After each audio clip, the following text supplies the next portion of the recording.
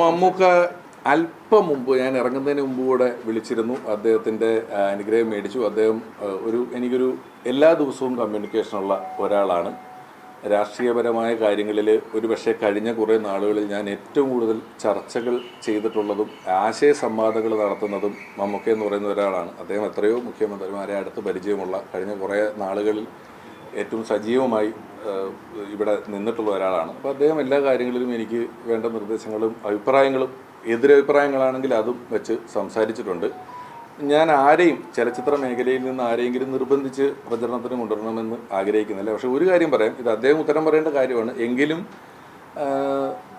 വിജയിച്ചാൽ അലി പറഞ്ഞതുപോലെ വിജയിക്കുകയാണെങ്കിൽ ഉറപ്പായിട്ടും അദ്ദേഹത്തിനെ അവിടെ കൊണ്ടുവരാൻ സാധിക്കുമെന്ന് ഞാൻ വിശ്വസിക്കുന്നു. എന്തെങ്കിലും ഒരു ആവശ്യത്തിന് കൊണ്ടുവരാൻ പറ്റും.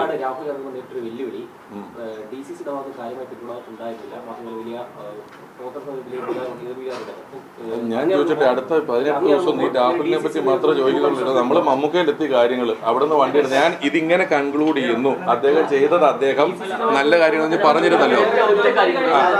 താങ്കൾ ഉൾപ്പെടുന്ന ആദ്യഘട്ട സ്ഥാനാർത്ഥി പട്ടിക മാത്രമേ പുറത്തു വന്നിട്ടുള്ളൂ. ബാക്കി സ്ഥാനാർത്ഥികളുടെ തർക്കം നിലനിൽക്കുകയാണ്. ഇത് ഏതെങ്കിലും രീതിയിൽ യുഡിഎഫിനെ ബാധിക്കും? അത് എല്ലാ പാർട്ടിയിലും ഉണ്ട്. എല്ലാ പാർട്ടിക്കും ഒരുപോലെയാണ്. ഒരുപക്ഷെ ഇത്രയും വിമതരുള്ള ഇത്രയും തർക്കങ്ങൾ നടക്കുന്ന ഒരു ഇലക്ഷൻ വേറെ ഇതിനു മുമ്പ് ഉണ്ടായിട്ടുണ്ടോ എന്ന് എനിക്ക് സംശയമുണ്ട്. അത് യുഡിഎഫിനെ മാത്രമല്ല എല്ലാ പാർട്ടിയിലും ഇത്തരത്തിലുള്ള സ്ഥാനാർത്ഥിത്വവുമായി ബന്ധപ്പെട്ട തർക്കങ്ങൾ നടക്കുന്നുണ്ട്. നമ്മുടെ മാത്രം പ്രശ്നമല്ല.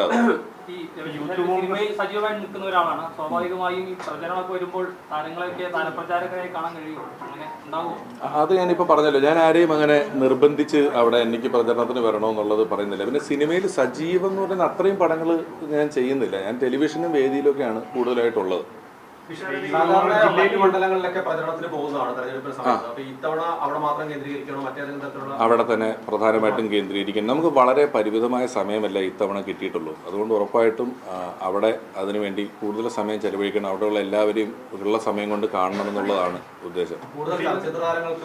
പിന്നെ ഞാൻ ഒരു കാര്യം ഇതിനിടെ പറഞ്ഞിട്ട് ബാബുച്ചേട്ടൻ ഇവിടെ ഇരിക്കുന്നത്. ബാബുച്ചേട്ടൻ്റെ വീട് ഇവിടെയാണ്. അപ്പം ഇടയ്ക്ക് തൃപ്പൂണിത്തുറ എന്ന് പറഞ്ഞൊക്കെ എൻ്റെ പേര് വരും, അല്ലെങ്കിൽ ഇടയ്ക്ക് വരും. ഞാൻ മമ്മൂക്കയോട് ചോദിക്കുന്നുള്ളൂ പറഞ്ഞതുപോലെ ഇദ്ദേഹം ബാബുച്ചേട്ടൻ ഒരിക്കൽ എന്നോട് പറഞ്ഞിട്ടുണ്ട്, നിങ്ങളെപ്പോലെ അല്ല, രാവിലെ നടക്കാനിറങ്ങുമ്പം സീലിൻ്റെ പാടും സീലും കയ്യിലെടുത്തുകൊണ്ട് നടക്കും. കാരണം വഴിയിൽ ആൾക്കാർ റേഷൻ കാർഡിൻ്റെ ആവശ്യം പറഞ്ഞാൽ വഴിയിൽ വെച്ച് അത് സീൽ ചെയ്ത് കൊടുത്തും ഒപ്പിട്ട് കൊടുത്ത് നടക്കുന്ന ഒരു കാലം, 90കളിലെ കാലമാണ് പറയുന്നത്. അപ്പം ഒരു 10-30 വർഷക്കാലം ഒരു മണ്ഡലം നോക്കി നടന്ന ബാബുച്ചേട്ടന് പോയിട്ട് ഞാൻ ഇടയ്ക്കിടയ്ക്ക് സംസാരിക്കും എങ്ങനെയാണ് ജനങ്ങളോട് അദ്ദേഹം ഇടപെട്ടിട്ടുള്ളത്, അല്ലെങ്കിൽ എങ്ങനെയാണ് ജനകീയമായിട്ട് നിൽക്കുന്നതെന്നുള്ള കാര്യങ്ങളല്ല. അപ്പം മറ്റൊരു മണ്ഡലത്തിൽ ഈ ഒരു സാഹചര്യത്തിൽ പോകുന്നതിനേക്കാളും പാലക്കാട് എന്ന് പറയുന്ന എൻ്റെ ജന്മനാടും അവിടെയുള്ള ജനങ്ങളും അവിടെയുള്ള ജനങ്ങളുടെ ആവശ്യങ്ങൾക്കും തന്നെയായിരിക്കും ഇനി അങ്ങോട്ട് ഏറ്റവും പ്രാധാന്യം ഉണ്ടായിരിക്കുക.